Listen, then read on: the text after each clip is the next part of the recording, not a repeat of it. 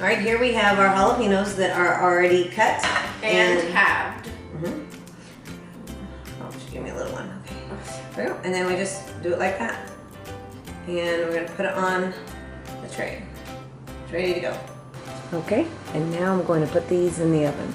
This looks really yummy. So we're gonna use the bottom and the top oven.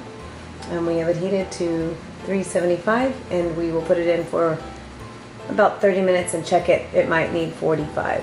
So we will see. And it really depends on how, kind of crisp you want your cheese and how well done.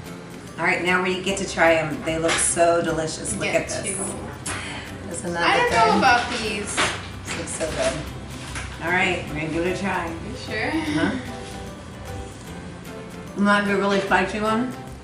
We might get one that's not very spicy. No. It's really good. It's good? It's not that spicy. I just don't like the way it feels. That's my thing. The way it feels in your hand? Okay, these are really good. We'll put the recipe in the description. Thanks for watching. The spiciness is actually good. Bye-bye.